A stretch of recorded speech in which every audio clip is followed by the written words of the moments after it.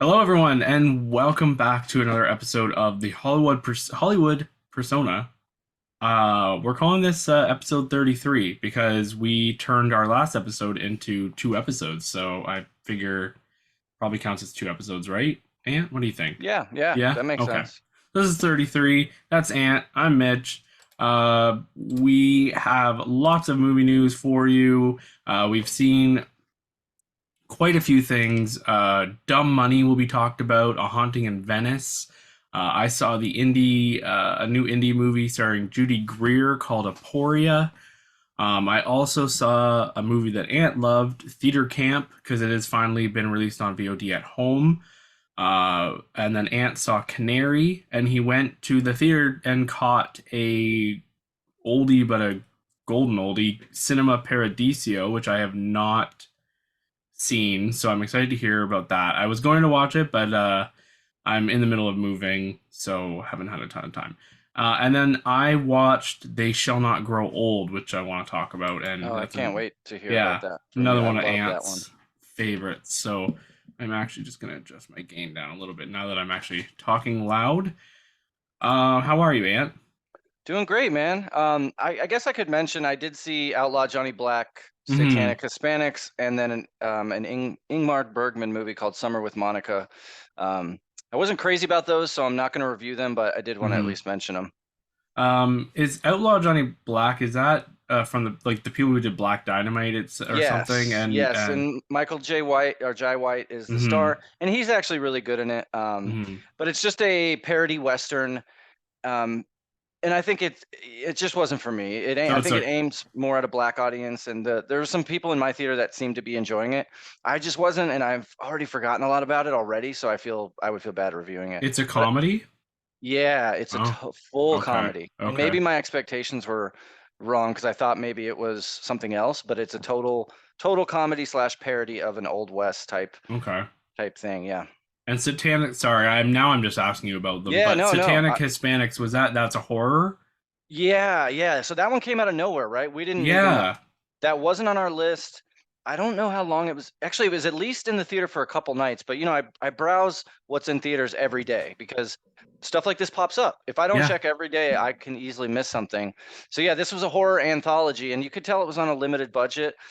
Um, and it had Pedro from Napoleon Dynamite as kind of the person that linked all these six different stories together. But it was just a little too cheesy, too corny for me to enjoy. Hmm.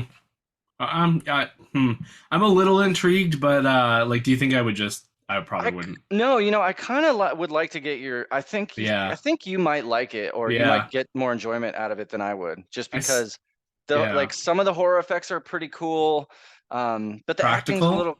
Yeah, a lot of it's I practical. love that. The acting's really crunchy, and jokes are kind Crunchy. of kind of lame. So Okay.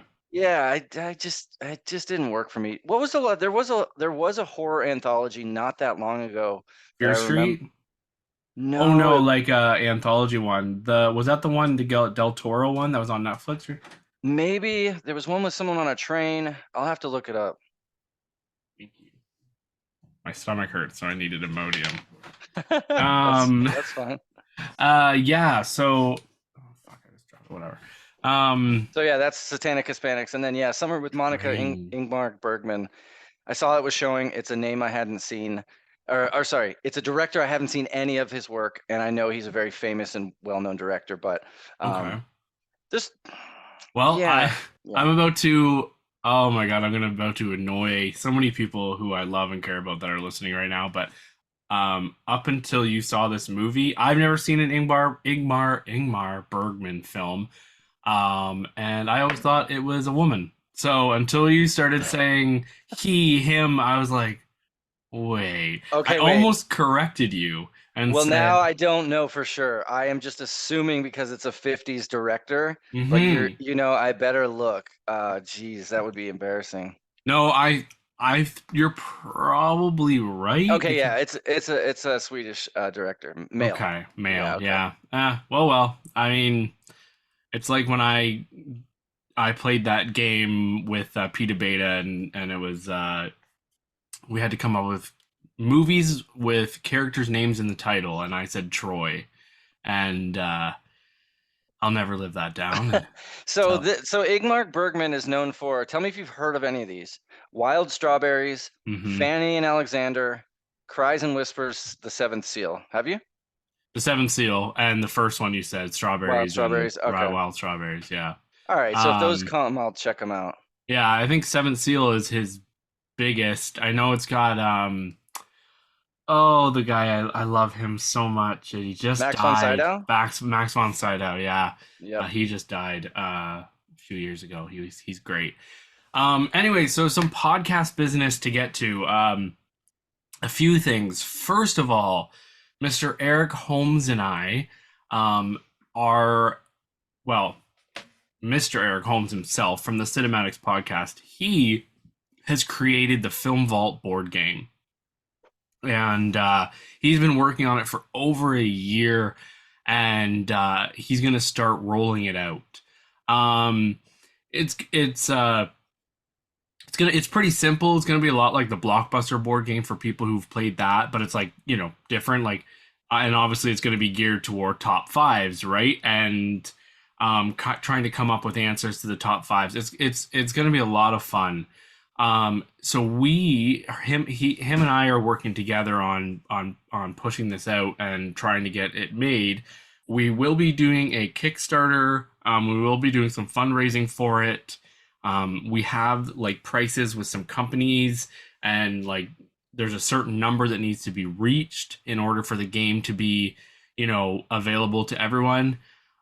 If for per chance that didn't happen, then we could get it made through somebody else, but it would be a lot more expensive. So if we didn't reach our goal, but I think we can reach our goal. I think this is going to be a game that people are going to find a lot of fun. Has he run it by the Film Vault Oh hosts? yeah. So Anderson, and this is what I'm going to get into next. Anderson and him were going to head this, Okay. and Anderson kind of said, "I'm so busy and I don't see it ending anytime soon. So why don't you go ahead with Mitch and you guys do your own thing and get it going?" So, yeah, like Anderson, I remember Anderson talking about this on the show like 8-9 months ago. So, I was gonna um, say, did they make? I swear there was something. Did Mitch mhm. or not Mitch? Did Eric make something else for them at some point? Or maybe I'm just thinking of when they No, were this talking is about it. this. Yeah. Okay. Okay. Because I remember I messaged him right away and I said, "Hey, I want to play it. I'll pay for you to ship it to me. I want to play this. This sounds such a great idea." And so now we're gonna take the next steps. I'll just ask you on the air. He asked if you and I'm gonna get a couple other people if we're gonna do like a test of it online and just kind of play a round of it, just Sure, one sure. round. We're gonna video it and then put that out and let people kind of see how it's played and get garner some interest. And he said to ask you. So Yeah, I'd uh, love to. I'd okay. love to. That'd be Sorry awesome. to put you on the spot. You can tell me Please. afterwards, but we were thinking like next Monday night or Tuesday night or something. We're gonna get together. I can do it. Okay, over Zoom and kind of do that. So look forward to that. I'll have more information on that later. I also wanted to do my due diligence and say that our friend Anderson Cowan is in the middle of making a film. He's making a documentary, a short film, and then hopefully that will all lead into a feature-length film. He's working with these. They're called IED adults, development adults with development challenges. I'm sorry if I forgot the proper term, but he has gone to this place and worked with these people, mostly with Down syndrome and other types of illnesses like that. Is it an illness? I don't. I'm sorry. Anyways, I always feel like That's I'm gonna okay. just get myself Yeah, canceled. we know what you mean. Um, but so he's been working with them for like over 8 years or something like that. He's been going with his son, and he decided to kind of make a documentary and now a proof of concept. Anyways, so you can go to his website to see more about that. Loadedforbeardoc.com. So that's loaded, FOR, like bear is in the animal, loadedforbeardoc.com, loadedforbeardoc.com, and you can donate, and it's all like you can, if you donate, you can claim some of the money on your taxes Yeah, it's and a 501c. thank you. Yeah, 501c. So the money is going to like, I guess it's not like so much as a charity, but it's a charitable thing. So Yeah, it counts as a charitable donation. Yeah, I yes, think. yes. So last but not least, in the business section here, I am still in that face of horror that I talked about on the last episode. I made it to the second round, and in 22 minutes, I will have made it into the third round, because the top 15 moves on. Um, so I will put the link below. If you can vote for me, that's amazing. Thank you. If you can donate, that gives me even more votes. And it all goes towards the Andrew McDonough B Plus Foundation, the largest provider of financial aid to families dealing with pediatric cancer. Yeah, and So, let me add a piece to it as well, Mitch. mhm, One mhm, thing, first of all, remind me if you would tomorrow, the next day. I mhm. really don't. I don't mind the consistent reminders. But second, to anyone listening, to donate for free, or sorry, to vote for free, which I did a few times. Mhm, You have to put in a card, and I was a little nervous about that at first, but I went ahead and did it, and it mhm. seems to be totally on the up and up. They charge your card for $1 and immediately refund it. Yeah. Um, Okay. that's how they know it's a real person, and each person is only giving X amount of votes per day. So Yes. I can just And give that I'm feedback not. that it's legit. Yeah, and they want to make sure that I'm not voting for myself. I'm not putting money towards myself. You can sign in through Facebook to vote too, but Ant doesn't have Facebook, so that's how he Oh did it. yeah, thank you. I'm glad you said that. No, well, no, it's good because I've had some people be like, it says I got to put in a card, and then they just haven't voted, right? Which I get. Trust me, in this world, you got to be careful. Yeah, But yeah, this, yep. they've been doing this Face of Horror competition for like quite a while. I see multiple winners are even back in it. So let's move on to movie news. Yeah, let's hear it. There's some All good stuff right. here. Yeah. The Writers Guild of America will be going back to negotiations this week with the Alliance of Motion Picture and Television Programs, or the AMPTP. Negotiations haven't happened in over a month, and the strike has entered its fifth month after starting in May of 2023. So that's the Writers Guild. Obviously, SAG has been on strike a little less than them, but Yeah, I know a little um, bit of an update to this story. yeah.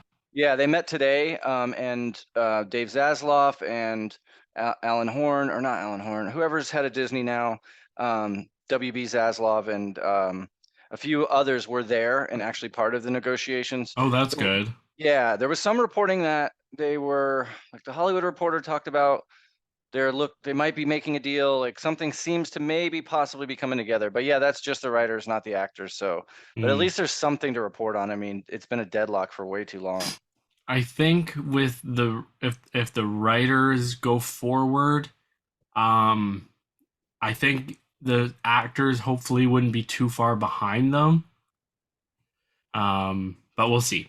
Yep. So, yeah, thank you for that. I actually was going to look into that before because I wrote all this last night. But, and David Zaslav has gotten a lot of heat as well. Obviously, like Bob Iger has a lot of, but Zaslav was, he even did, this was a while ago, but he did a speech at a college, and like midway through the speech, like people just started shouting, pay your fucking writers, pay your writers, like, and he couldn't even make it through this like speech and this momentous occasion, and I'm like, oh, poor guy.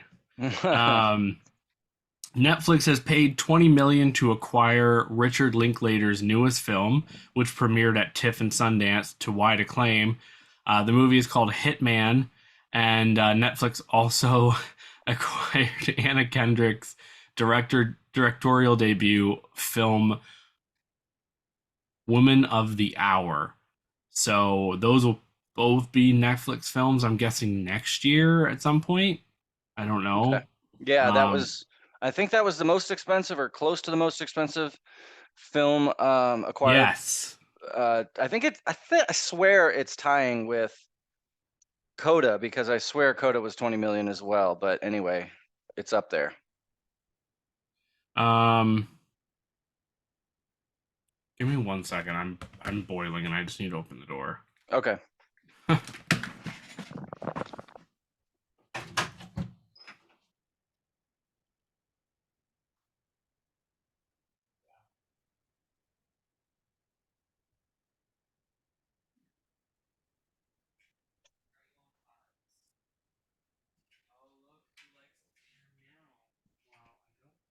Love it, but it's just no, he's fine. I'm gonna leave the door open. Oh, are you? Yeah.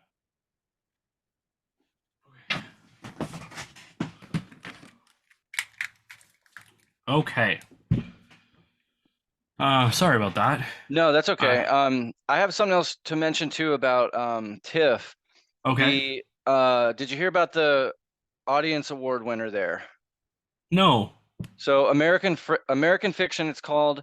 It stars Jeffrey Wright, and for the last 11 years, the movie that won this award has gone on to be nominated for Best Picture. So we're looking forward to American Fiction. Yeah, I was just reading something about this, or um, I think they brought it up on. It comes out this year, right? Yeah, it should be this fall. It's directed by Cord Jefferson, who I don't really Okay. know that name. It's a satire of race and media. Um, but yeah, the past winners of this prize were like Green Book, 12 Years a Slave, Nomadland, La La Land, Jojo Rabbit, Okay. Belfast, The Fablemans. So Hmm. this will be a big one. Yeah, they brought it. Sorry, they brought it up on their on the Film Vault brought it up on their fall winter preview. Oh That's how yeah, I I heard haven't. of it. That's right. I haven't listened to that one just yet. Yeah. Um, so here's just a quick rundown for the people who care on the Drew Barrymore strike drama. After on September 10th, Drew announced that her talk show would be coming back on the air. After much backlash and anger and picketing, Barrymore apologized but said that the show would still be coming back on the air. She said something about it like kind of being out of her hands now, like it's coming back, blah blah blah. This made people even angrier, and finally, this past weekend, she decided to not go through with it and apologized again. Bill Maher basically did the exact same thing, but no one really gives a fuck about Bill Maher. Yeah, I Um, want to say that I think this is a good thing, and I think she should be applauded. There's still people love to be mad and raise hell on Twitter, but she made a mistake, changed her course, and now she's yeah, doing the right thing. What else can yeah, we ask for? Like and there's part of me that understands. I'm very empathetic, and I always see both sides of everything, and so I understand why she was wanting to do what she wanted to do, because she has a bunch of people who work for her, and she's a very empathetic, sympathetic person, yep, and she's like, well, I could bring all these people back to work and they can continue making money, like the cameramen, the gaffers, the rest of the crew. Like she's like, and then yeah, we do something, and yeah, yep. I get that. I get I that. She feels that responsibility of her people. So yeah. I So get it. I don't like hate her, but but I like how she handled it. Like I don't like how she handled this. It took her a long time, but eventually she came around, and she's you know well it'll be interesting to see what it's like when she finally does come back to the air. Yep. Um, in you're gonna be excited about this. I know it. In Sync has regrouped to perform a new song for Trolls 3. Justin Timberlake was a member of that popular 90s band and has voiced Branch, the lead male character in Trolls 1 and 2. So, So as I was walking into my theater tonight, I saw a poster for Trolls 3, and that is what alerted me to that there was a Trolls 3. Um, and I'm not surprised because if you remember, Trolls 2 came out during the pandemic. It went straight to yeah. streaming, and it apparently broke all these records and was super popular. And I don't know, was that pandemic, Hmm. mind that people needed something to watch with their kids? But because it was such a success, they have to do a third one. But good I've for them. I don't know. I haven't seen any of them. I've seen them probably about 8 times each. My youngest son is obsessed with them, or he was. And then we saw a trailer for it ahead of like Ninja Turtles, and he turns to me and he says, I don't like Poppy anymore, but I still want to see that. And I'm like, okay, all right. I will say I do. I think I like some of the songs from the movies though. They've been Yeah. hits and they're Hmm. fine. Yeah. The last one was actually kind of fun because they had like the different kind of trolls who each do different kind of music, and there was some interesting stuff. And I can't believe I'm like half reviewing Trolls 2 right now. But anyways, um, I talked a little bit before about Donald Glover's Lando series about Lando Calrissian, which is going to be written by him and his brother now. But it will now just be a movie instead of a Disney Plus show. I Oh, think. good. Yes, I think Disney Plus is has taken a huge step back on their TV shows as like it seems they've pulled one of their shows Echo they were gonna have and Ironheart. So like there's a couple shows that were supposed to be coming that have kind of been pulled from the schedule. Don't know if that's SAG WGA related or if it is them deciding, yeah, people are kind of over it with the shows. And Yeah, yeah. I think it's that. I think that the people are kind of over with the shows, and I think it's a money thing where they've had so many shows, and if they, let's say those shows were movies, they could have made much more maybe as a movie. So yeah, I'm glad to hear that because obviously this is a movie show. We love movies. yeah. I love Donald Glover. I he's great. He So was he. You know what? I like Solo. me That too. movie Me was too. actually pretty good. I Yep. think. Yep. But anyways, uh, yeah. Alexander Payne has Brightburn 2. Sorry, Brightburn 2 has been announced. It has been rumored that the sequel to the 2009 superhero horror film will utilize AI in some aspect. But James Gunn, who is a producer on the film and directed the original, has assured people it won't be written by AI. They are utilizing it in some creative and fun ways. So, Okay. So my um, take on this, or do you have something to say about it? nope. Um, I'm looking forward to this. I think I liked Brightburn 1 a good bit. I thought it was cool to see that side of a Hmm. Superman story, even though it wasn't technically Superman. Hmm. And I thought they didn't even go far enough. You know, I Me think they could too. have taken it way further and darker.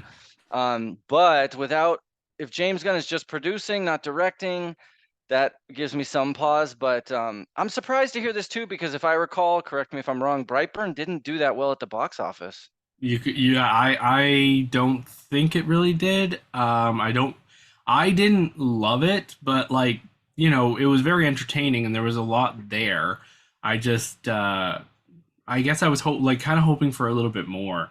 Uh, but it kind of felt like we'd already had a lot of this with Chronicle. So yeah, it wasn't the best. Yeah, so it grossed 33 million worldwide, which that ain't that much, but guess what? It only Mm. cost 6 million to make. So, See, and that was the other thing is it shows. Um, you can tell it was a lower budgeted movie. yep, So yep. and it's funny. So it grossed 33 million worldwide. Well, that's now 4 years ago, and it's been on streaming and DVD and Blu-ray, and how many people have seen it since? Right? Like it couldn't. This one, next one could make 100 million. Yep, Right? yep. I don't know. So Alexander Payne has stated he is working on a sequel to his 1999 film Election, which starred Reese Witherspoon. Oh, Uh, so that's one of those that I need to see. I know I Me need to too. see it. Heard it's great. Yeah. I do like Alexander Payne, and that's one of his first ones that I need to see. Yeah, so Uh, he had one at a TIFF as well. I wish I hmm. remembered the name, but the People's Choice Award that I just mentioned, the second place went to Alex Payne's movie. Yes, I heard it's really good. I literally was just listening to the guys talk about it, but I can't remember what it is either. Something Yeah, oh well. cold or dark or something. I don't know. Um, Images have been released of the Toxic Avenger reboot of the 1984 Troma film of the same name, directed by Macon Blair. Images of Elijah Wood looking very creepy, almost Gollum-esque, and co-stars Peter Dinklage, Kevin Bacon, and Jacob Tremblay. That one actually comes out fairly soon. I don't even Interesting. I don't even think there's a trailer. Um, So, okay, so Payne's movies, The Holdovers. the Holdovers, okay. But back to Toxic Avenger. So another blind spot for me is I don't think I've seen any Troma movie except Me maybe the one with neither. Sasha Grey. Um, I think I Okay. saw that one. But what is the Toxic Avenger? Do you know anything about it? So 2023 American superhero black comedy film written and directed by Macon Blair, remake of Oh, the Macon Blair. Okay. yeah, this film is yeah, no, I don't really know much about it, All right. to be Well, honest. with that cast and maybe with that pedigree, it could be Mhm. good. Yeah, it comes out like it. See, this is the one. Okay, later on we will talk about movies that are coming to streaming in theaters. And I had heard that this is coming out this weekend, and the release date says to September 21st, but that's at Fantastic Fest. So I don't know if it's just Oh, premiering at a festival, um, or if it's gonna be wide. I bet you it's only a Fantastic Fest. Yeah, that's too bad. Yeah, it will be premiering as the opening film of Fantastic Fest on September 21st. So, yeah, I don't know. Weird. Okay. Jesus Christ. We will be getting a sequel to the Norwegian monster movie Troll that was released on Netflix in 2022. That was just announced the other day. Oppenheimer producer says people will be able to watch the movie at home sometime in late November. Mark Wahlberg has recently hinted that he is looking at retirement, or basically kind of just saying that the pace he's working at is too much right now. So he's either going to slow it down or retire. Have you liked anything he's done recently? No, I can't I remember can't. the. I think I liked him in Pain and Gain, that Michael Bay movie, but Yeah. that was probably 2013-ish. So There yeah, was something after that that I did like, but no, I haven't really loved much of anything he's done. yeah. But Russell Brand, the comedian, has been accused of sexually assaulting four different women. And to quote the Onion article I saw the other day, the nation could have sworn Russell Brand was already a convicted sex offender. And then another meme said, "It's always the ones you most expect." Yeah, that sucks. Yeah, I don't have any feeling either way, except if yeah. he committed these crimes, then I hope he pays for them. Yeah, then fuck him. New trailers: Aquaman and the Lost Kingdom, Killers of the Flower Moon, which I just saw. I saw the trailer for. The Kill Room, which is a money laundering movie starring Samuel L. Jackson and Uma Thurman coming back together from Pulp Fiction. Wow. A new Bill Burr comedy called Old Dads. It I looks saw the pretty poster. funny. Yeah. New Nicolas Cage A24 comedy called Dream Scenario about a man who inexplicably starts appearing in people's dreams and he becomes a celebrity. And then the trailer for Godzilla Minus One, as kind of the next after Shin Godzilla. So this is gonna be really. I'm really excited for this. I love Shin Godzilla, and yeah. Mr. Ant, you want to tell us about the box office? Yeah, let's talk about it. So this is last weekend, or so that would be ending Sunday the 17th. So this was there's a little notable thing. The Nun 2 and Haunting in Venice were neck and neck up until like Mm-hmm. the last minute. The Nun 2 in its second week took the top spot Okay. at 14.5 million, even though this was Haunting in Venice's opening weekend, so not that great for Mr. Brana. Of an opening 14.2 million for Haunting in Venice at number 2, and then The Equalizer 3 at number 3 at 7.2 million, and then My Big Fat Greek Wedding 3 at number 4 with 4.7 million, and then of course Barbie still in the top 5, even though it's been on digital for a couple weeks now at 3.8 million. So, and I think it has now outpaced Jurassic World to be the top. Uh, I know it's made more than the first Avengers movie That's what it as was. of this It week. crested the Yes. first Avengers. That's right. Yeah. So it's still going, and it's coming to IMAX theaters this weekend. Since when it came Yeah. out, Oppenheimer had those screens, so that'll make it even more money because those tickets are even more expensive. So I it's know. just a juggernaut. Yeah. Apparently, I heard Robbie out there somewhere saying Margot Robbie saying that it should be seen in IMAX, but excuse me. I mean, I don't really see the need. Plus, it's streaming at home now, so Right. I don't know. Um, Yeah. so let's get into reviews. You want to start with Dumb Money? Yeah. Let's talk about Dumb Money. Okay. Um, Because you Dumb have like Money. a personal connection to this a bit too. Oh yeah, I can tell that story. So Yeah. during the GameStop situation with the stock market, um, I wasn't I wasn't a part of it. I wasn't plugged in. I can't claim that I was a part of that and on the ground floor with that, which of course would have been nice, but no, I definitely wasn't. But at the time, I was following AMC's stock, and if you remember, AMC eventually got swept up in there. Hmm. Kind of that became the second one that people kind of rallied around. Um, but before all that, I was during COVID bored, of course. So I started with Robinhood and started investing in a couple of different things. And I remember AMC looking at AMC's stock history, it had always been around like $14 up to $20, and it was down to like $2 or $3. And I Hmm. just thought about it for a minute. I thought, if AMC goes under, then the whole studio system is going to have a problem, right? Because you look at Barbie, look at Oppenheimer, the studios can't survive on streaming alone. They Hmm. need theaters. Hmm. They need the exhibition business to be healthy in order to make the kind of money they need to make in order to make more movies, right? So with AMC being so low, I bought like $500 or so when it was up down to around $3, and then I would just check it every day. And then AMC got pulled into this whole Wall Street bets thing, and one morning I woke up and checked, and it was like $19. So I sold it all and made a few $1,000s, like three Wow, thousand or 5,500. that's Yeah, awesome. it was awesome. It was great. That was a once in a lifetime thing, and Yeah. I have since not invested because it's just a losing game for Get in a. and get out. Yeah, right. That's kind of how I gamble too. Like if I go to the casino Hmm. in the first night, I win a few $100, I'm done for the trip. Yeah. But yeah, so Dumb Money, 2023 movie by Craig Gillespie, who we know recently did Cruella and I, Tonya. Um, I, Tonya, I really liked a lot. Cruella was okay. Hmm. It's rated R. It's a little over 90 minutes. It stars Paul Dano, Pete Davidson, America Ferrera, Nick Offerman, Anthony Ramos, Sebastian Stan, Shailene Woodley, Seth Rogen, Vincent D'Onofrio. Dane DeHaan has a small part. And there's a few others in there. But yeah, so it's basically the story of the GameStop stock situation. Everyone knows about this. It happened just a couple years ago, and it follows the situation of the guy that was driving all the buying initially. His YouTube name is Roaring Kitty, and his name on Reddit was Deep Fucking Value.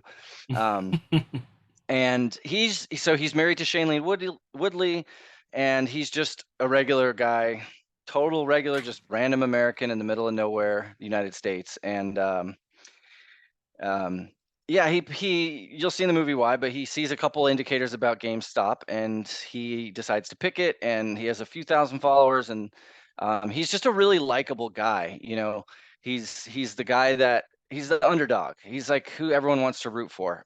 Hmm. Opposing him, you have Vincent D'Onofrio, Seth Rogen playing the hedge fund investors. Hmm. All right, and then there's a little side piece with the Robinhood team, the Robinhood, which is the app retail traders mostly use to do investments. Okay. Um, and that is played by the owner of that is played by Sebastian Stan. Oh, okay. And so those are our villains, kind of, and then that's our hero. All right. Then the rest of the movie also gives us side stories about America Ferrera. She's a nurse. She invested some. Anthony Ramos. He's a GameStop employee who put some money in early on. And then you have these two girls who are in college together, and they're stressing about how much debt they have because of their student loans, $100,000 in debt. So they get in on it. So the movie kind of follows through all these people's stories throughout to give us what happens. And I really like this movie. I think it's very crowd pleasing. There's a lot of current day needle drops of songs like Wet Ass Pussy and a couple other like Drake songs, which yeah, like they're a little corny sometimes, or yeah, a little corny sometimes the way they're used, because it's really white people, and then this like real hardcore gangster rap stuff comes on. But the camera is pretty flat. The shots aren't that exciting. Set design, costumes, like that stuff is really pretty TV look. Nothing Yeah. special about it. Whereas, I remember in I, Tonya that the same director having um, a little more flair with his camera. So That's a little bit of a downside, but that's not really a downside. And most people don't care about that kind of stuff. So yeah, it's good. It's good. It's a 3.5 star movie. It's definitely a movie to stream though. There's no Yeah. need for anyone to see this in the theater. I kind of hope it does well just because I like when movies do well in the theaters. Yeah, when they're And good. Yeah. yeah, yeah, and it's R-rated, so it doesn't hold back on anything. This would have been a totally worse movie if it was PG-13. Pete Davidson's really funny. He plays his brother, Roaring Kidding's brother, who's kind of a loser and fucks up his car all the time and is working Uber Eats and stuff. So yeah, it's really fun. It's fun to see what these people do, how people react when all of a sudden they have all this money. Um, yeah, so it's definitely not as good as something like The Big Short. That was Right. done Right. way, way better. Um, What about, did you like it? Did you like it more than Blackberry? Like, I know they're not totally comparable, but yeah, yeah, yeah. Actually, no, that's a good comp. It's kind of similar to BlackBerry. God, did I like it better? I probably liked BlackBerry a little better, yeah. I would say. That has more of a driving force, really. Or Yeah. maybe because I know this story so well, it's so fresh. Maybe that's why. And BlackBerry, I didn't Yeah. really know all that deep history. So, Hmm. but yeah, and then you had texted me seeing how I would differ from Brian and Anderson on the Film Vault podcast review. Yeah. And yeah, so I remember Anderson saying that Shailene Woodley is wasted, and yeah, that's true. She doesn't have too many lines or many scenes. She plays a typical wife character, um, but she was fine. She's fine Yeah. with what she's given. And then I remember Anderson saying he didn't like the lesbian characters. Mm. This is these two women who are, like I just told you, were in In college. college. Yeah. Yeah, and I actually kind of agree with him. Of the day in the life stories we see of the people that are investors, I think Yeah. they could have probably been cut out, um, because the others were more interesting. America Ferrera as a nurse, hers was way Yeah. more interesting. Yeah.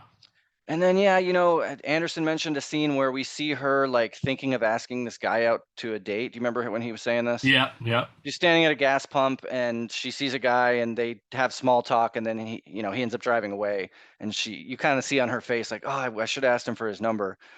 I don't know why that was in there. It had no effect on the story. I Yeah. guess it helps us with her Humanize the character. character, I guess. I don't But we know. had lots of scenes with her at work with this coworker of hers where they did plenty of building and we learned lots Yeah. about her and we see her at home with her kids. So Okay. yeah, it could have been a little more judicious with the editing, but Yeah. yeah, overall it's good. It's worth watching on streaming. I'd recommend it to pretty much anybody. Cool. Yeah, no, I'm excited. And um so is what Roaring Kitty did, like, did he do anything illegal at any No. point? Nope. But Nope. like, but did the people, like the Seth Rogen and the Vincent D'Onofrio, did they come after him for some reason? Kind of. Okay. They use their money and influence to Okay. stop this trading. Right. Um, but you see in the trailer, um, Nick Offerman, he's one of the other investor guys. Hmm.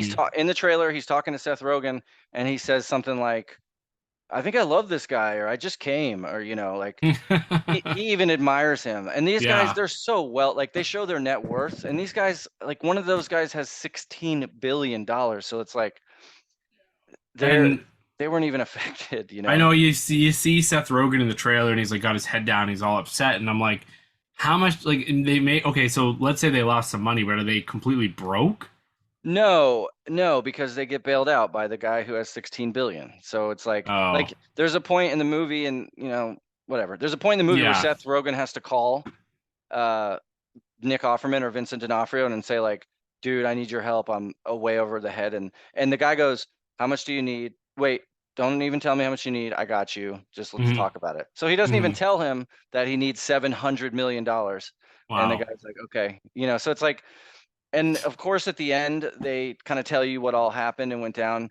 The most infuriating thing, nobody gets in trouble. The hedge fund people, they all Yeah, are that's just all. fine. There's Mm, some proof that they broke the law, the hedge fund people, because if you remember during that situation, um, trading was stopped on Robinhood for right. GameStop shares. Right. Okay. Um, and there are Yes. some text messages showing those hedge funds that were losing big money talk to the head of Robinhood, and yeah, so that Yeah. happened, and it's infuriating. It sucks, and and who I doubt it'll ever happen again because now, of course, they're monitoring Wall Street bets. I'm sure they have programs designed to see like if a company name is Yeah. mentioned more than 10 times in a day, Yeah. So yeah, So, but it's a what'd good you movie. give it? 3.5. 3.5? That Yep. sounds about right. Yeah. No, I'll definitely watch this. But I've got a little surprise for you because I just got back from seeing A Haunting in Venice, so I can Oh, hop great. on with this, and I can kind of do the rundown. So Yeah, set it up. Tell us about it. yeah, A Haunting in Venice is the third Hercule Poirot movie. It is set in post World War II Venice, and Poirot is now retired and living in his own exile. Reluctantly attends a séance. At the beginning of the movies, I should say, sorry, first, who's in this? We got Kenneth Branagh, Michelle Yeoh, Jamie Dornan, Tina Fey, Dylan Corbett Bader, Amir El Mazri, Ricardo Scamarcio, Fernando Pilioni, and then Kelly Riley, who people will know from that TV show with Kevin Yeah, Costner. 1983. Oh no, No, Outlaws. no, Uh, no, no. The West one, the Western one. my parents are obsessed with it. What's it fucking So are called? mine. Oh, Yellowstone. Yellowstone. And then Camille Cotton, who is really good in this, and I'm trying to remember what I know her from. Which one is Um, she? And also, you forgot to mention Oscar and then winner Michelle Yeoh. yeah, sorry, did I? Oh my god, no, I thought I said Michelle Yeoh. Oh, Anyways, maybe you didn't. But yeah, Kenneth who's Branagh, Camille? Michelle Yeoh, and then Camille Cotton. She plays the help. Oh, the assistant. The Okay. assistant, yeah, and then Jude Hill plays Leopold, the little boy in this Oh, he movie. was in he He was in was really Belfast, right? he was really good in this. I thought he reminded me of Haley Joel Osment in like The Sixth Sense, like at times. But Yeah, yeah, his character was like that, I guess. Yeah. Camille But he, Cotton is known yeah, he was in for Belfast. Okay, I was right. okay. She's known for Stillwater, and but then she had a small but poignant role in the the Ferrari movie. No, not Ferrari. The Gucci movie, House of Gucci. Right. She had a Okay. small role in that, and then she was just Okay. in Golda as well. Oh, Uh, yeah. yeah, she has a very familiar face. She's got a bigger nose, but that's okay. It's Okay. okay to have a big nose. So yeah, so Perot is now living his life.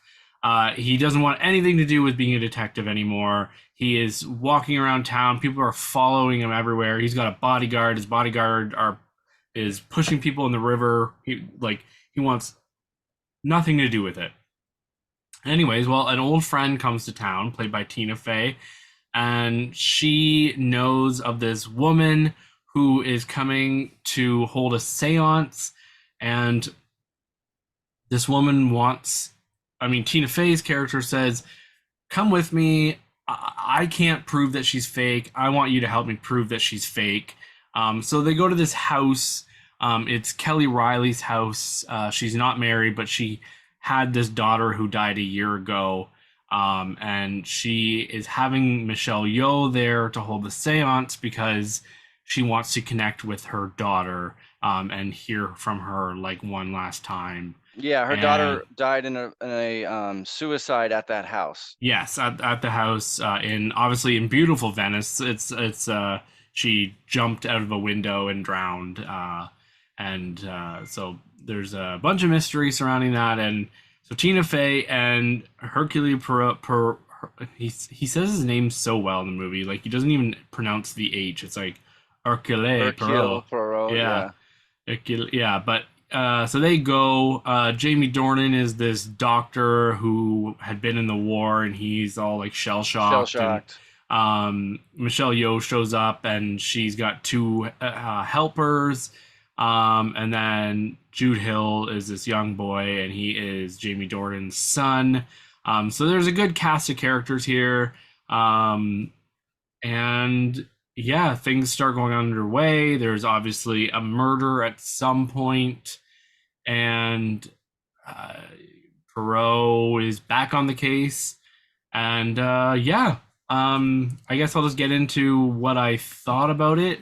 Um, I liked it. I didn't love it. I thought it was pretty well written, very well shot. I did like Tina Fey in this. I thought she looked horrible in the trailers, but she did fine. There's some really good moments from Michelle Yeoh and Jamie Dornan and Kelly Riley. Like they all kind of get their moment to shine a bit. And I figured out in the middle act who it was. Oh, I Um, didn't. really? Yeah, I couldn't guess, Oh, and I was trying. there's a moment where this one person hands Perot something, and I'm like, I knew it. Uh, I knew it right then. And was it up on the roof? no, it was Okay, it's okay. yeah, it was outside a door. But anyways, I like these kind of movies. I'm drawn to these kind of movies. I like the mystery. I like trying to figure it out. I like I like the cast of characters and Yeah, seeing people stretch a bit. I think it's me a too. 3-star movie, maybe a little bit more. How would it compare to Death on the Nile or Murder on the Orient Express? See, Death on the Nile is a 2.5, maybe a 3-star movie for Yeah, that one me. was bad for me. Yeah, like this is like a whole star above that for sure. It's not better than Murder on the Orient Express, but that is such a great story and ending and everything. It's really hard to yeah, and you know what? I'll be happy to see another of these. I'm like it costs 60 million. It's already made 40. It might be able to get to 100 million Yeah, and make its budget back, I and there's guess. and there's still a ton of Agatha Christie movie novels to adapt, you know. Yeah, the And it sun. seems Sorry. I was gonna say, it seems like he likes doing these. He directed Yeah. and starred in all three of these. He Hmm. really loves that character with the stupid beard. So it's great. I could see him they doing another one, and I'm with you. I like And Then There Were Fewer. I love the. Have you ever seen the Family Guy parody of And Then There Were Fewer? Oh, of course, Oh yes. my God, One of the that's best Family Guy episodes. I totally agree. I think that's Yeah. my favorite. Season 9, episode 1. Yeah. It's so good. And it Yeah. actually made me watch the original And Then There Were Fewer because I was like, I got to see what they're parodying. Is Uh, that what this is? no, no, This one's no. based on a book called A Birthday Party, Yeah, or I yeah. think is what it was called. But yeah, sorry, keep going. Well, I was just gonna go and give my thoughts, but I cut you off on something. Halloween Party is what the Christie novel is called, 1969. Okay, yeah. Um, And this story has a Halloween party that we didn't mention. yes. It's part of the setup. The seance is gonna happen after this Halloween party she throws for the kids. Okay. Alrighty. Remember they have the kids that come in and some guy's doing a little show to scare the kids. Yeah, like this movie is definitely like I could see it like maybe slightly creeping my mom out who doesn't like horror movies, but it's not scary. No, There's a couple scenes where like if you've seen horror movies, you know where a scary maybe little jump is gonna happen, but don't go into this looking for a scary not at all. And I think the trailers were a little misleading in that, trying to yeah, make for it sure. For seem more sure. of to try and get the horror crowd to come out for this when it Yeah. really this is not a horror movie, it's a whodunit. Um, I liked the Dutch angles and the stuff he's doing with his camera. You know, he does all these Hmm. angled shots of like looking up at a lion fixture out of a building to help build suspense. So I thought that was done pretty well. I disagree with you though about the kid. I really hated that kid. Really? Um, I really have a problem with like overly precocious kids in movies. And this kid was more of a man at 8 or 7 than his dad was. And I just was like, what kid is actually like this? I just thought that was too I too can see what yeah. you're saying. I'm saying like I felt just like the kid was a good actor. Oh, sure. Like I can understand. I wasn't annoyed by him, but you're definitely right. He's like constantly taking care of the father in like he's like 8 in the movie and he's Yeah, and acting like there's he's 20. Like yes, yeah, yes. And I there get like you. the first scene where we meet him, he's like reading a book or playing checkers Meanwhile, all the other kids are like doing a Halloween party thing, and so I get being an introvert as a kid. I know there are kids like that, but yeah, it seemed like all the other kids were running around and having fun in their costumes, and he's like, "No, mom, I'd rather play chess with myself." You know, it was like, Mm-hmm. okay, come on. Mm-hmm. So yeah, so that bothered me a little bit. I would agree with you in that this is better than Death on the Nile, but I think I still like Murder on the Orient Express a little better. Yeah. And I did like Tina Fey playing, you know, she's a stand-in for Agatha Christie, basically. And I liked Yeah. her. I thought she was good in this. A review, I listened to a review on the Big Picture of two critics I respect, and both of them thought she was wildly miscast, and I couldn't disagree with them more. I thought she played it I great. know. I when I saw the trailer, I said, "Yep, she was miscast." And then I saw it in the movie, and I'm like, "No, she's this New York Yep, woman who's come to town, you know, and she's big and bolstery, and I liked her. yep, I me love too. her anyways, but Yeah, I think yeah, she's really funny, and she's not funny in this. Her character really isn't a comedian in this, and she does a great. couple little lines like showed off that Tina Fey Yeah, yeah, charm that yep. I kind of just smirked at, but like the humor isn't like in your face, but Yeah, I yeah. I So was overall, I liked it too. I gave it 3 stars as well. I was definitely surprised by who was killed. I don't want to give that away because that was I didn't know who would die. Yeah, me That would too. That was a surprise. that was kind of shocking and like There's an and the early death, and it's like, yeah oh, is yeah she really dead? Like yeah already? oh Yeah. okay. Yep. But yeah, no, it's really interesting. So, and I was pretty proud of myself because they even tried to throw you a curveball as to who you think did it about halfway through, and I'm like, well, no, I know it wasn't them. I know it Yeah, wasn't that. Like, there's a yeah, guy that is like definitely the red herring. It's like, yes, oh, they want us to think it's him. It's definitely not him. yes, Yeah, yeah. but I had fun trying to figure it out. I love yeah, like I'm never good at guessing who did it in these, so I like being challenged, and I never get it right. and there's not just one thing you're trying to figure out. There's several mysteries here that all kind of come together, and if you like that kind of stuff, you're gonna like this. I had two friends go see it last weekend, and they both said they were bored. But I could see that if this isn't your type of movie, or if you really loved Murder on the Orient Express, this one's maybe a little more.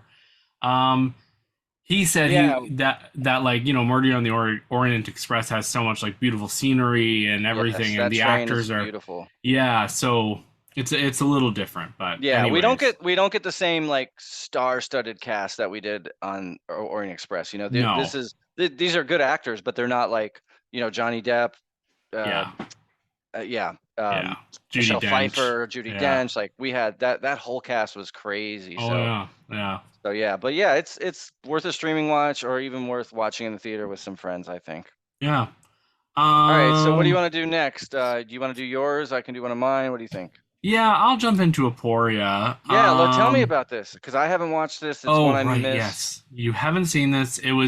I think it was in limited theaters a little bit. Yeah, I definitely missed it. So this movie starts off. We have a character, Sophie, played by Judy Greer. She is managing her grief, and because her husband died 8 months before in a car accident, and they had a daughter, and she's trying to be a parent and a nurse and trying to, and she's struggling like because her husband has died, and her husband was a physicist, and she finds out that her husband and her husband's best friend, who is her friend as well, and he's always over like helping support, and he is played by Payman Madi. His name is Jabir, and so he's always he's over supporting her and stuff like that. Well, finds out that they had been working on a time machine, the husband and him, before he died. And not necessarily a time machine, it's a time machine It says with. time bending machine. It's so That's I'm in the gonna description, so you know. I'm gonna I'm gonna kind of say what it is because I don't think it's a spoiler. I think it's a spoiler of what they do with the machine. Yeah, yeah. So it's basically a machine that can go back in time and kill anyone they want. Oh, okay. So it's like they call it like the time bullet, and Interesting. so they can go back and kill somebody. They could possibly go back and kill the guy who That killed killed her husband. her husband in a drunk driving accident. And obviously, there's a lot of moral Yep. stuff about that. Like, do we kill him? Like, he didn't. It was an accident, but he was drunk driving. Blah blah Yeah, yeah. blah. So it would bring him back. It would bring him back as well because then the death would have never happened. But there will be changes to their world, and definitely some things are uncovered. They use the machine. Some things happen, and it's really interesting. It has a really weak start. I think like Hmm. my fiance was just out, like wanted nothing to do with it. Like after the first 40 minutes, even he was just kind of like, no, fuck this. Wow. But I kept with it, and I'm glad I did. I think it's a 3.5 star movie. But it feels very, you know what? It's like a 3 star movie. I think it needed to do more. Like I didn't really love the ending either. Okay. It feels like clunky, feels unscripted in parts. Hmm. Like almost like they were said, okay, the three of you are in this scene. You're discussing this. Go. And the guy who plays their friend, he's kind of a bad actor.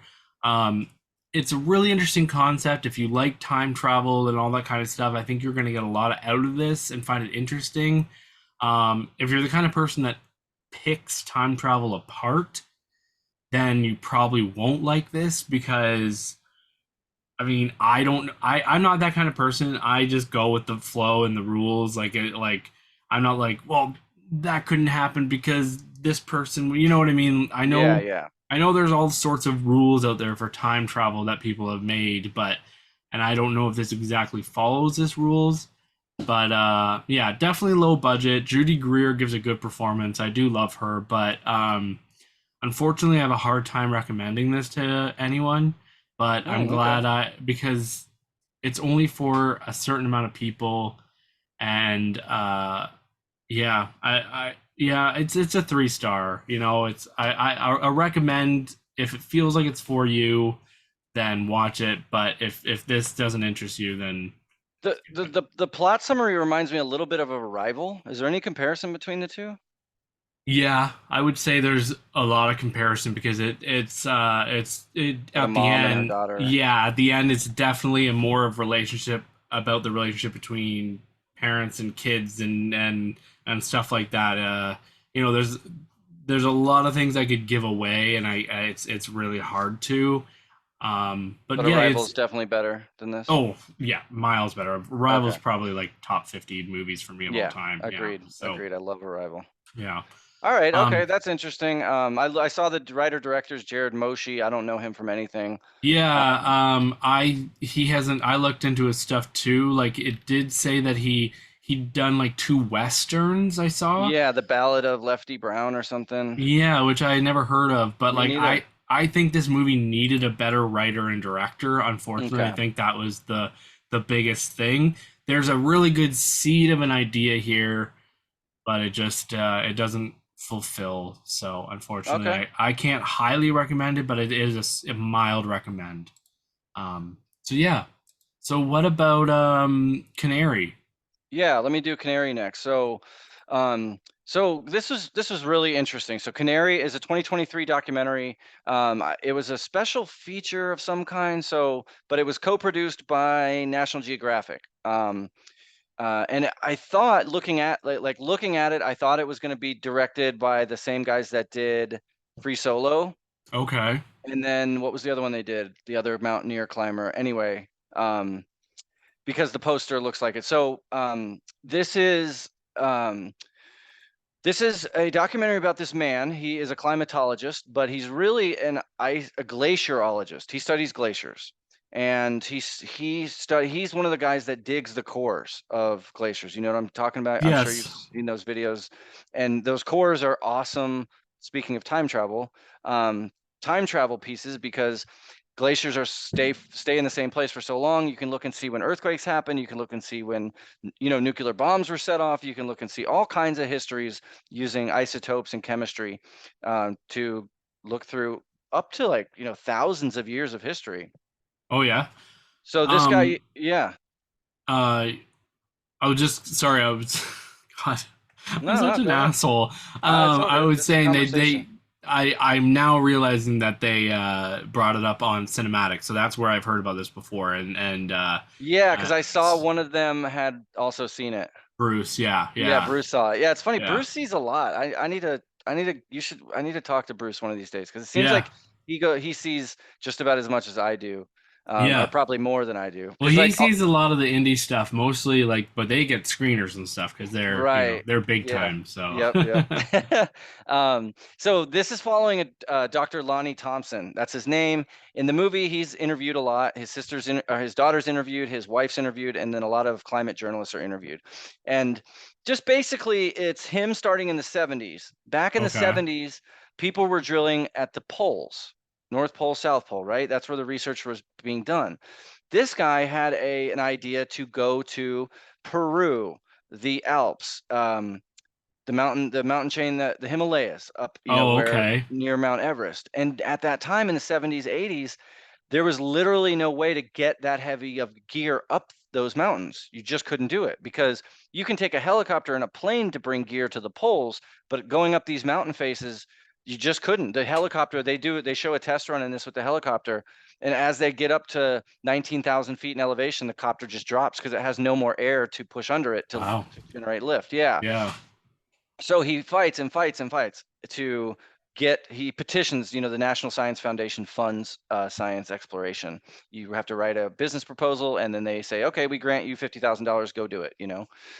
It's one of the great things our countries do that I love. mm, yeah, Um, that I think is well worth it because we end up, it's these are the people on the bleeding edge of sciences and even the people in his industry. So the head guy that drilled in the poles wrote him a letter saying, this can't be done. Sorry, you can't go to these glaciers on these mountains.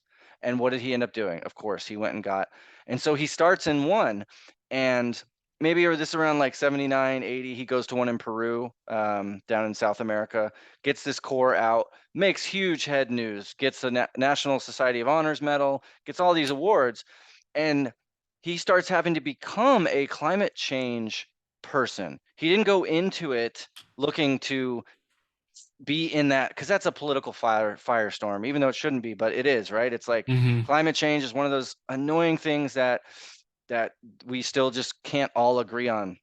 And what yeah, was fascinating about this documentary is early on, like in the 90s, they have clips of people like um, Ted Cruz and Ron Paul and the woman from Alaska. What was her name? oh, Sarah Palin, Yeah, Sarah Palin. She has George Bush. He has all these clips of all these people in the 90s saying climate change is real. We really need to figure out what to do with this as a country. It's going to cause right, warming. And then they show clips of us now into the 2000s, and the same people that said that stuff earlier say, well, science isn't out for sure. And it's because the political money, machine has got up and the oil, gas, coal, those industries have got their money in dispelling it, hiring, putting out fake news, yeah, op-eds saying, well, we don't really know for sure. Da, da, da, da. So it was really good. The science, and I'll say the science is settled. The planet is warming. They show lots of evidence, plenty. There's an abundance of evidence, and it's scientific. So they rule out all the little other things that it could be. Well, is the sun heating up? Are there sunspots? Was there solar storms? So on and so on and so on. So it's not really about climate change. It's more about this man.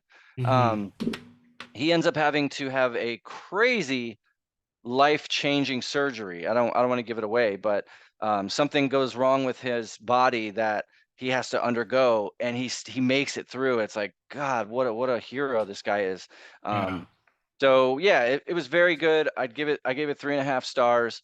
I'm glad I saw it. Um, it was just fascinating to learn about how that science is done, and how just one person can really change the world if he tries hard enough. I mean, Yeah. this was his life focus. He's now a professor at Ohio State University and is still being funded to this day. He still puts teams together, and he has ice cores from glaciers that are now gone.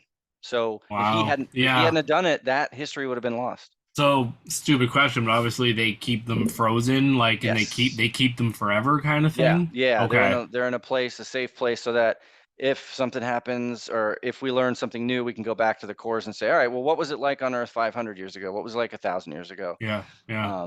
So yeah, it's really good. It's really good. It's, That's it's awesome. hard to recommend or where to fit this in for people, but if you come across it, I would recommend it. It's called Canary. It's very good. Cool. Yeah. Yeah, I definitely want to see this. It sounds right up my alley, and obviously, the more we can learn about what might be killing our Earth, the better. I mean, Yeah, stuff like that. did you like that volcano one that came out last year? What was that Yeah, called? Fire of Love. Fire of Love. There's a lot of hype Yeah. around that one. This is very similar, except it's Okay. not really about the relationship where that one was, Yeah. but This it one's has more about the guy and the guy and the science, and I yeah. mean, but the vistas, the shots that you see, the places that he went are just absolutely beautiful. So, um, it's really cool. And actually, I'll say the opening scene is cool. He is drilling for a core, and he talks about he's in an area that has civil unrest, and chance of being shot by snipers, like they will shoot at these people and then hide and run. Wow. um, and these natives come up to him and say, we believe this mountain is our god, and you're literally drilling into his brain and taking its memories. And his reply is, you're absolutely right, and I need to talk to you now. So he goes down and has a talk with them, and he tells them, hey, the Earth is warming at a exponential rate. If we don't collect these memories, then your God's memories are going to be gone. This glacier is going to be gone. So he kind of teaches them Wow. that what he's doing is important even to their religious That's beliefs. So yeah. beautiful. Yeah, Yeah, it was cool. that's a really good way to handle it. What a It smart man. was. I was surprised. I'm like, oh, he went and talked to him, really? And then Yeah. he's like, yeah, I am taking those memories. We need these. Like, this is important. So Wow. it's really, yeah, really good. That's Canary. That's awesome. Okay. Um Theater camp. Yeah, what'd you think? I'll talk about this quickly. You talked about this already. This is a movie about a theater camp out in the somewhere in the states, and Upstate New York. yeah, upstate New York, obviously, and all these kids come to every year to put on plays and learn and follow their dreams. Wow. Um, so Directed by Molly Gordon. yes, directed by Molly Gordon and Nick Lieberman, and it stars Molly Gordon. Molly Gordon, Noah Galvin, Ben Platt, um, Patty Harrison, Nathan Lee Graham, Ayo Edebiri, who we also saw in Bottoms. Yeah, she's having a year. Yeah. Amy Sedaris has a small role and then yeah. Not a lot of like known faces in here, but that's okay. Yeah, yep. This movie is a lot of fun, and it is yeah, focused on the summer camp in the called the Adirondacks in upstate New York, and the leader of the camp has like a stroke, and she goes into a coma, and her son is like this wannabe influencer, like silly, stupid, idiot kind of guy. Like he has a head for business, but like not for theater in any way. But he thinks he can take this on and make the theater money and blah blah blah. And like one of his first things he does is he just fires all the teachers, and then like and says he wants to get new ones because he can hire them for cheaper, but only one person applies, and it's that girl from Bottoms, and she doesn't even have the credentials. She just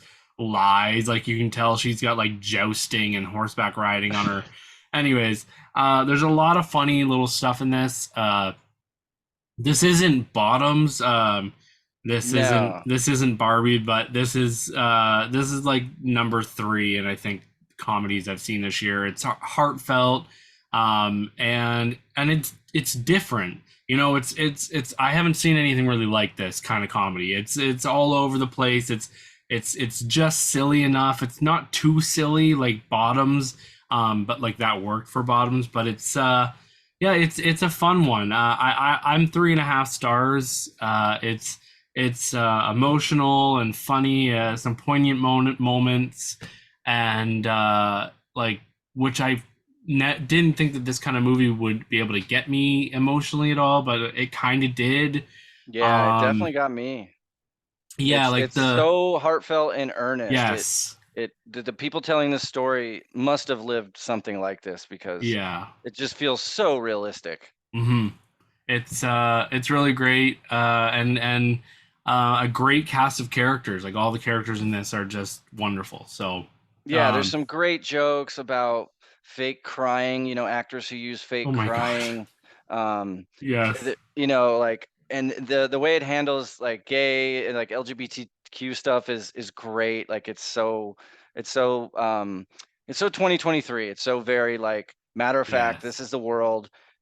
There's Scene kids at the here. end where there's a kid comes out as straight to his gay Yes, parents, which yes, was it's really, hilarious. It was so yes. funny. Like it's Some of like the shocking. jokes didn't land, Yeah, yeah. but like just because they're jokes that I've kind of seen or heard before, kind of similar types, but a lot of good stuff.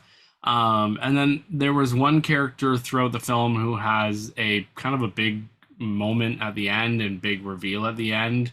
And I really loved how that went down and everything, and that kind of made me emotional too. So I don't know if you Yeah, know. so what did you think? Are you talking about Molly Gordon? No, I'm talking about the Oh, the help, the technical Glenn. guy. Yes, the guy Yes. running around, and yeah, that was. I thought that was really great. Really, really put a smile on my face. So What did you think yeah, of Ben Platt compared to Dear Evan Hansen? great. He was great in this. He was He was. This is very he redeeming for him. for sure. I was watching him, and I'm like, this is not the same guy who pretended to be an 17-year-old in a high school. No, this is a completely different thing, and I loved it. So, Yep. but Good, good. I'm he did glad you really liked it. good. Yeah, and I like He- Molly Gordon. She's great. She's great. I got Yeah, nothing bad to say about her. yeah, I will say that I think this movie pairs well with Don't Think Twice. I think I might have brought that up during the yeah. review. You did. Yeah, actually, those would be. You're right. Those would be two great movies to watch back to back for Yeah, sure. that one's like the adult version The of adult. this. I was just gonna say Yeah, yes. and Yeah. I think if I remember that movie's still 100% on Rotten Tomatoes. It's just Oh yeah, funny. that's a really good comedy. You guys Yeah, should. yep. Oh, I'll check that out. So tell us a little bit about Cinema Paradiso, and then I'll do They Shall Not Grow Old, and then we'll get into streaming and stuff, and we'll be on our merry way. Cool, cool. Yeah, so Cinema Paradiso. All right, this is the French movie. Um, right? Yeah, right. You saw it, man, not me. Okay, no, sorry. Italian. Oh God. Of course, Italian, it's Italian. yes. Yes. What am I thinking? Um, Cinema Paradiso. So this is one of those movies we've heard of the title of, right? Like it's a well-known one of those classics that um I hadn't seen. I had heard the name. You hear it come up in lists all the time.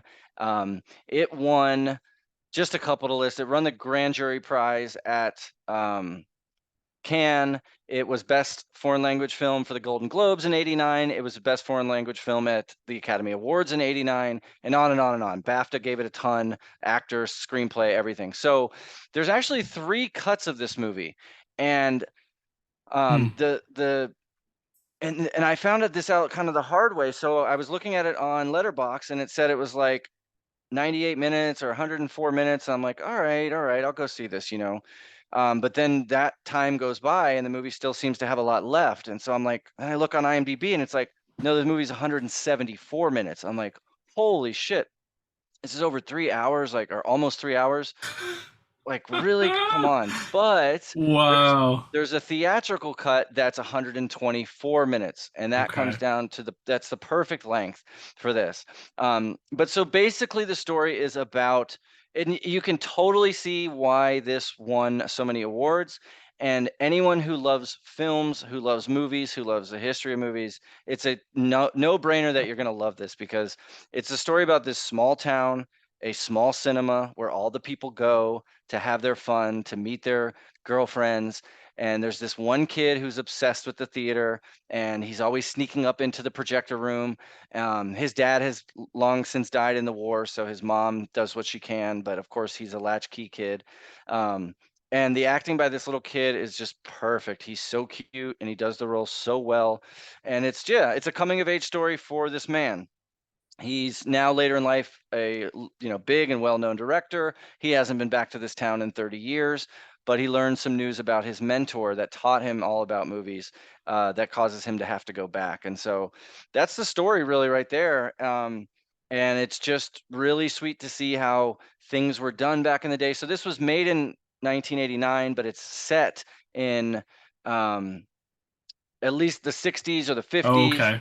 It's Yeah. set way back then. So this kind of goes in line with like a Belfast or a The Fablemans or something. It's someone who obviously really loves movies, um, reflecting on why they're important and why they're important to society. There's a fire that burns down the theater. The town is crushed. What are they going to do? How are they going to raise the money to rebuild this theater? And it's really light and funny. Um, there's a romantic interest in it as well.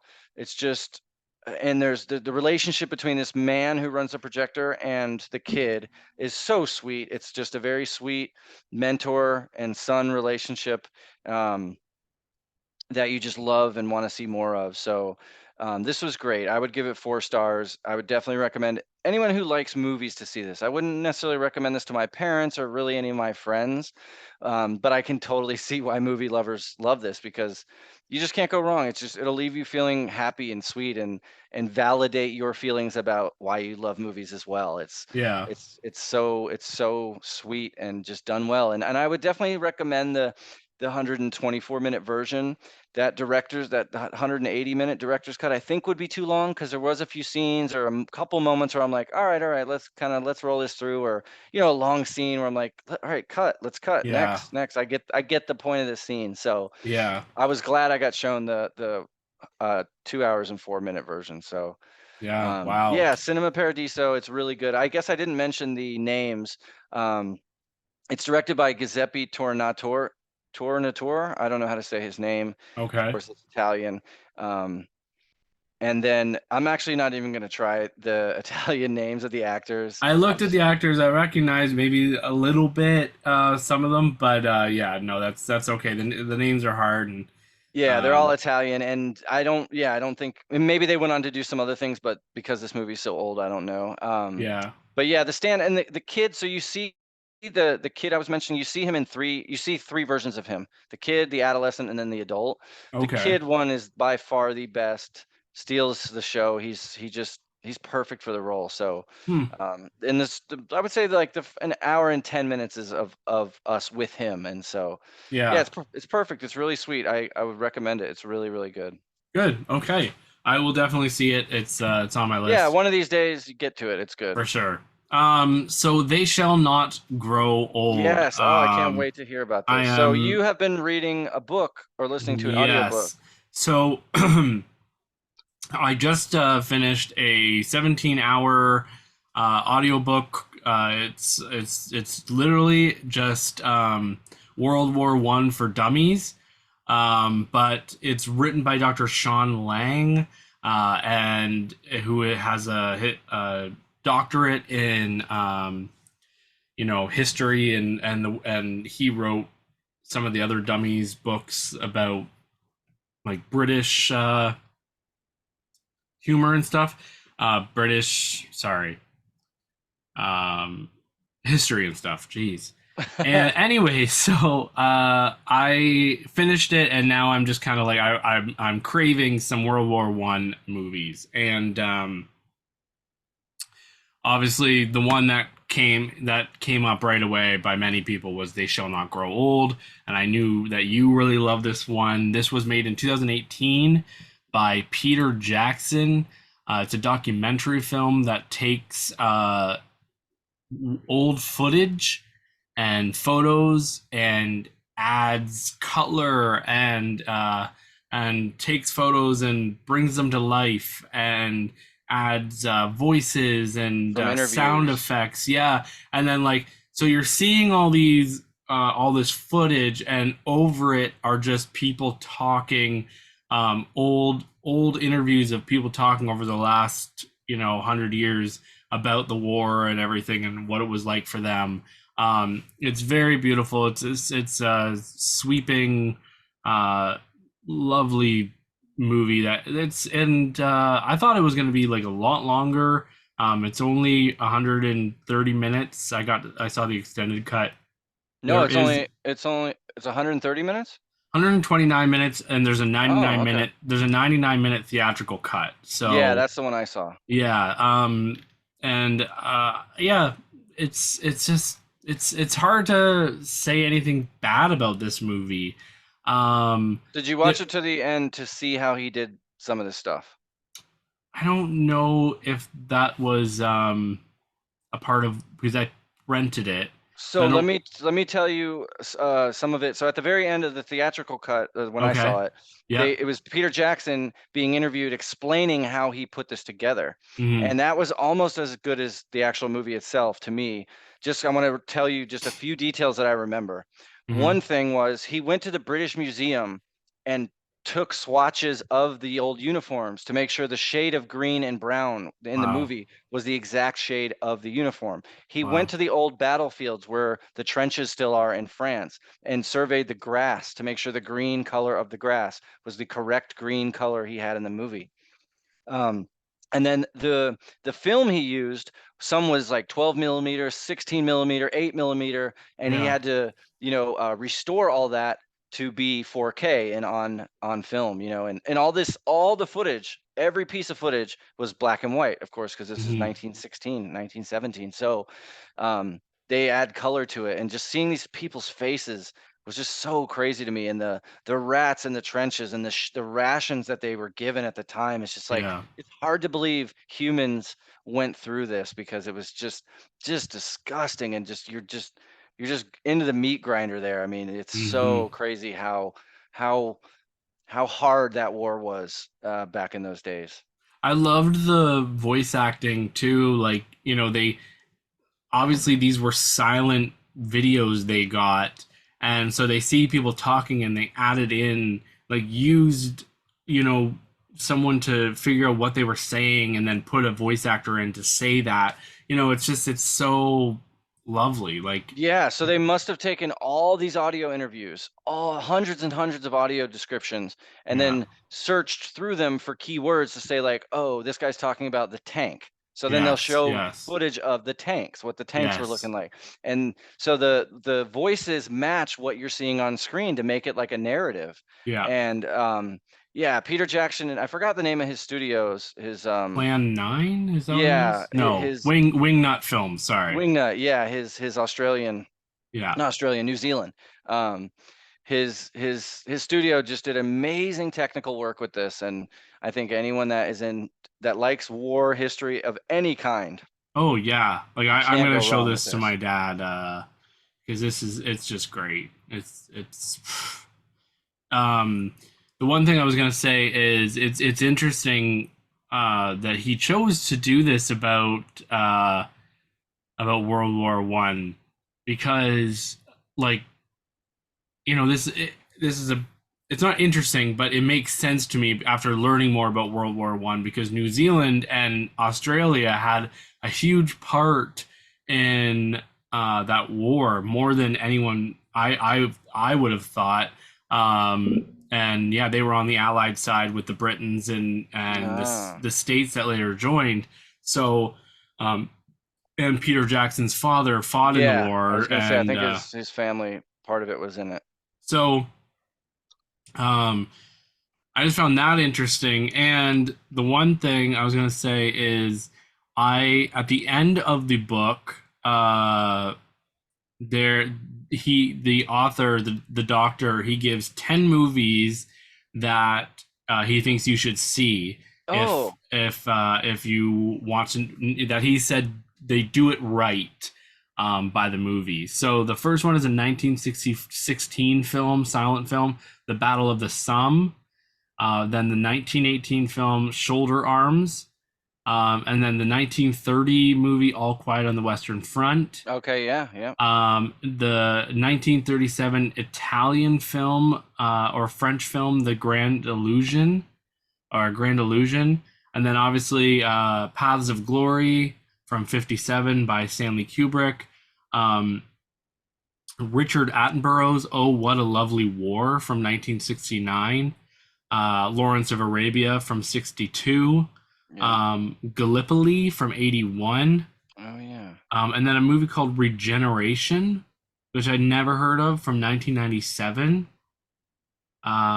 starring Jonathan Pryce, and it's based on books apparently. And then, funnily enough, Flyboys from Oh, 2006, okay. starring James Franco. And then I tweeted the director and said, I'm a movie fan. I just finished your book. I mean, not the director, sorry, the author. And I said, are there any movies that you've seen since you wrote that you would add? And he said, They Shall Not Grow Old. And then he said, the new All Quiet on the Western Front Yeah, yeah. is great.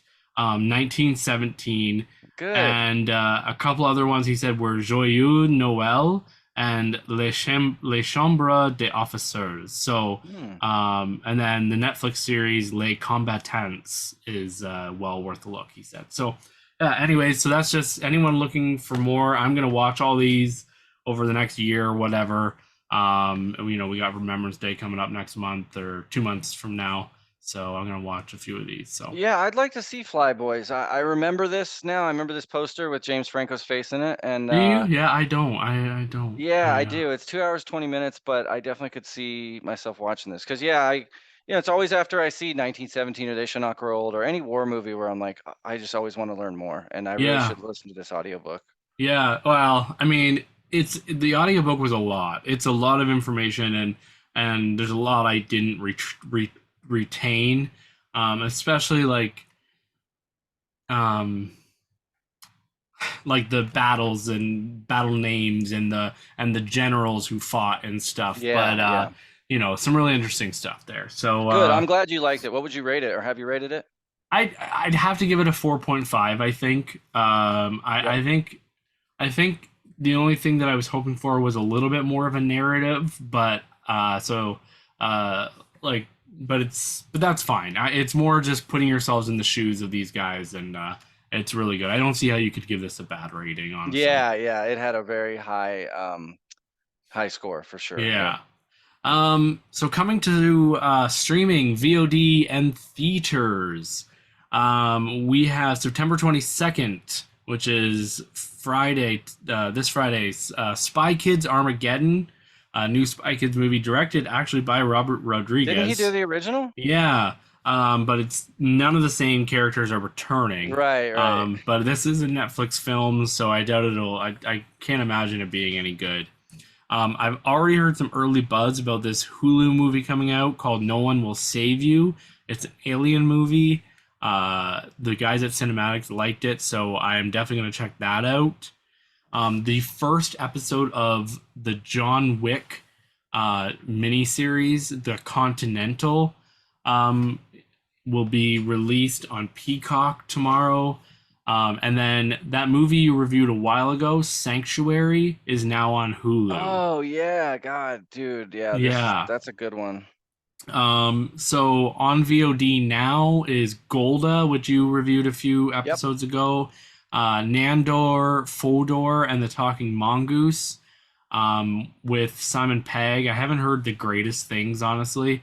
And then Teenage Mutant Ninja Turtles is now available Yeah, as and Mitch, I well. want to say I don't think I reviewed this. I did see this since we Nandor, last Fodor. talked. Oh, Mutant Ninja Turtles. Yeah, Yeah, I liked it a lot. I thought it was great.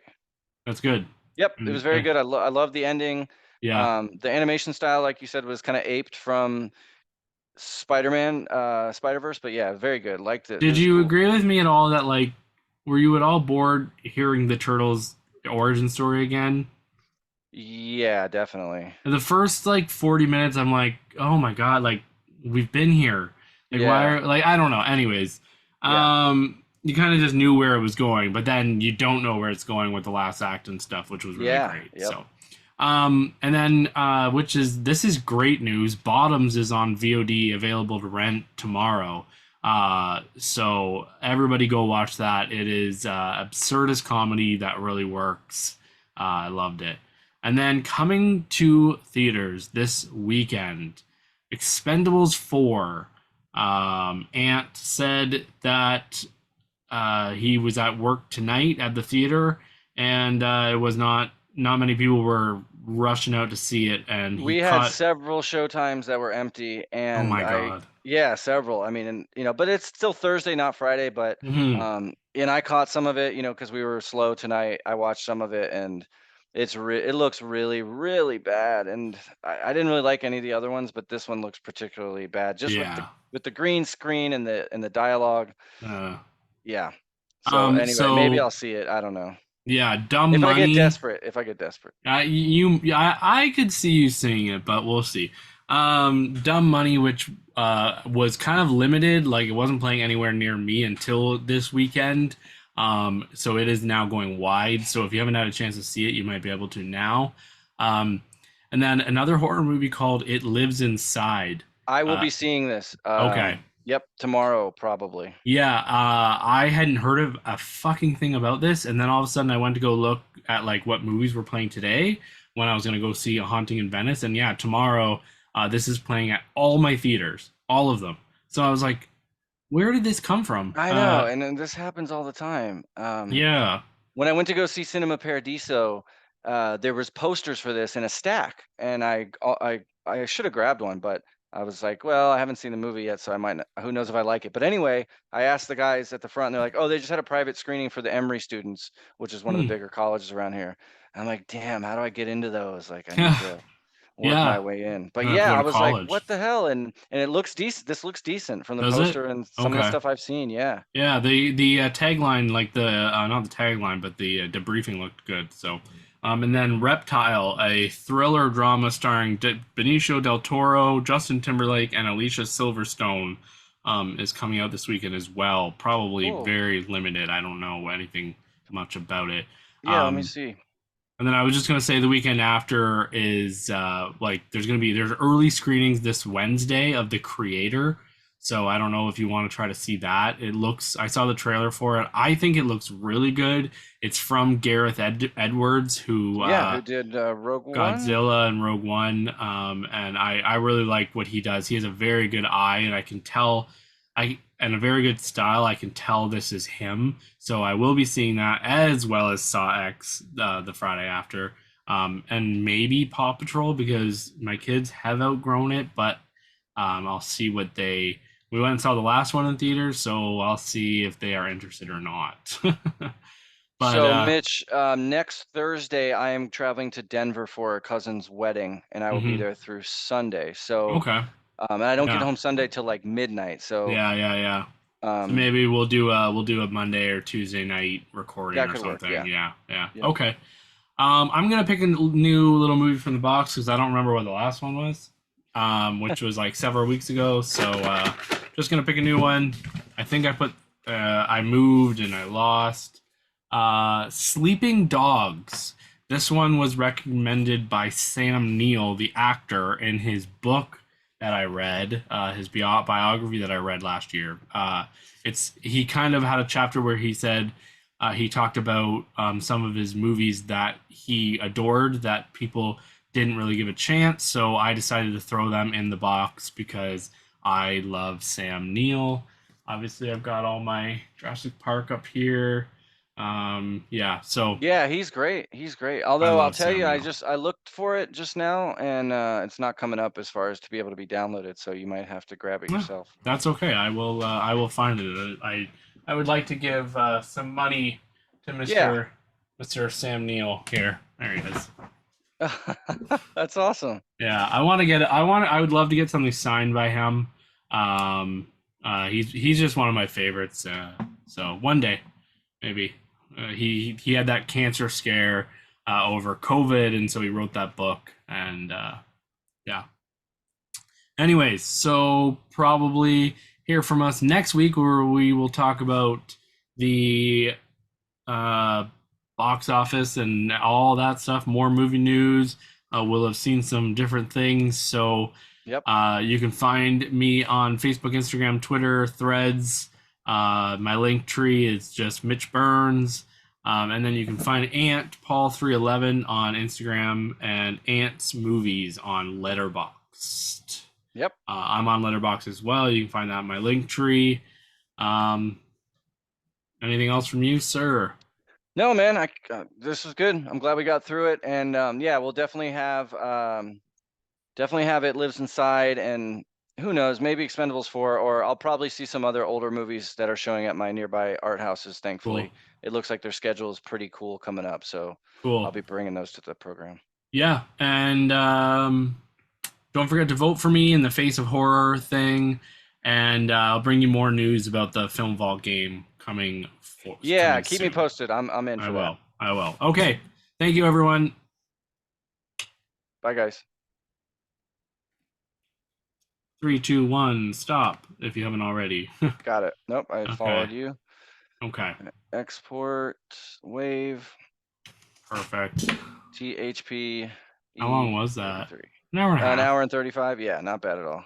Felt long, but at the end I was dragging my feet. I didn't realize I was tired. I should have eaten a big meal before, but That's okay. yeah. No, we were fine. Yeah. All right, man. Well, Okay. I will send you this file once I upload it to Dropbox, and talk to you Perfect. soon. I'm gonna try to work Hope on you it tonight, get it up oh, tomorrow. So okay. Hope you feel yeah. better. Yeah, thanks. You too. All right, man. Peace out. Later.